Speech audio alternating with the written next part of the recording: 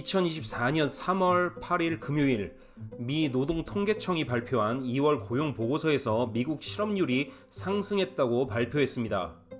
그런데 이건 이번 보고서에서 중요한 포인트가 아닙니다. 이번 2월 고용 보고서에서 중요한 내용은 보고서 후반에 나오는 부분인데 2023년 12월과 2024년 1월 고용 증가 통계에 오류가 있어서 조정한다는 내용입니다. 2023년 12월 통계에는 15%나 고용 증가량에 오류가 있었고 2024년 1월 통계에는 무려 54%의 고용 증가량 오류가 있었습니다.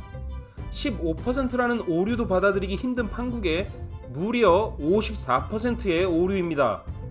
단순 실수일까요? 의도적인 조작일까요? 그 이유가 어떻든 간에 이런 통계 자료를 신뢰할 수는 있을까요? 2024년 2월 2일 금요일 백악관이 발표한 공식 보도 자료입니다. 2024년 1월 고용이 예상보다 훨씬 강하게 많이 이루어졌다고 발표했습니다.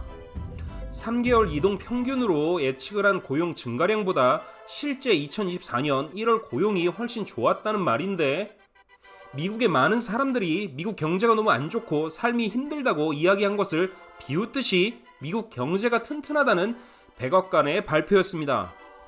미 노동통계청에서 예상한 고용 증가는 28만 9천 명인데 2024년 1월 고용 보고서에서는 35만 3천 명이나 고용이 증가해 예상보다 22% 높은 결과였다고 발표했습니다. 그런데 2024년 2월 보고서에서는 12월, 1월 통계에 문제가 있었고 2014년 1월 고용 증가는 겨우 22만 9천 명으로 예상치보다도 훨씬 적은 고용 증가치였습니다. 통계 데이터 수집 단계에서의 문제인지 처리 단계에서의 문제가 생긴 것인지 정치적인 목적이 있는지는 모르겠으나 과연 미국 정부가 발표하는 통계를 더 이상 신뢰할 수 있겠습니까? 통계치 오류가 무려 54%입니다. 이걸 단순 오류로 볼 수 있겠습니까? 이 고용 보고서는 단순한 민간업체에서 발행한 보고서가 아닙니다. 미 노동부 산하 미 노동통계청이 작성 발표한 자료입니다. 미국 연방정부에서 발행된 공식 보고서로 최고의 공신력을 가진 자료입니다. 이제 더 이상 어떻게 미국에서 발표하는 고용지표를 믿을 수 있겠습니까? 그래서 지금 많은 전문가들이 더 이상 미국에서 발표하는 통계 자료를 신뢰할 수 없다고 지적하고 있습니다. 그런데 더 큰 문제는 이런 통계 오류가 이번이 처음이 아니라는 것입니다. 그래도 미국이 아직 위대한 나라라고 불리는 이유는 오류와 잘못된 게 있다면 인정하고 수정한다는 것입니다. 이런 상황에서 캐나다 정부가 발표하는 자료는 믿을 수 있겠습니까? 대한민국 정부가 발표하는 통계 자료는 과연 신뢰할 수 있습니까? 문재인 정부에서 집값 통계를 무려 94번 조작했습니다. 협조하지 않으면 날려버리겠다.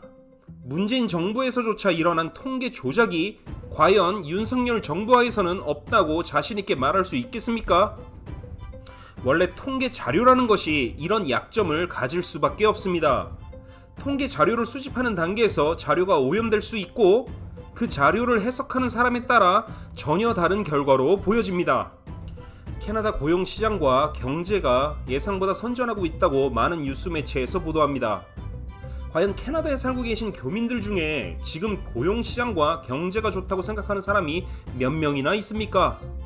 상식적으로 주위 사람들이 일자리가 없어서 힘들어하고 고물가의 경제가 너무 안 좋아서 죽겠는데 그놈의 통계에서는 좋은 상황이라고 합니다.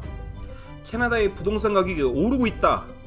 캐나다의 부동산 경기가 살아나고 있고 셀러마켓으로 전환됐다는 통계 자료가 정말 사실입니까?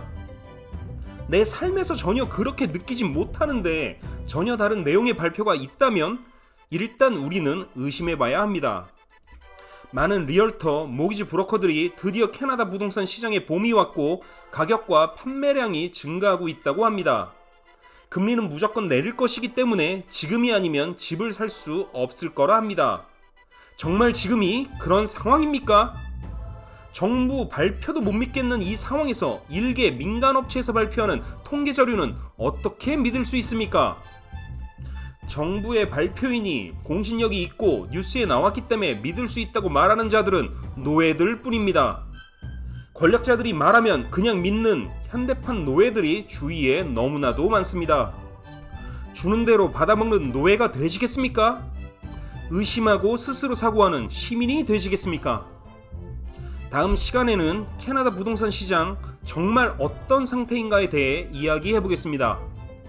오늘은 여기까지 하겠습니다. 끝입니다. 끝!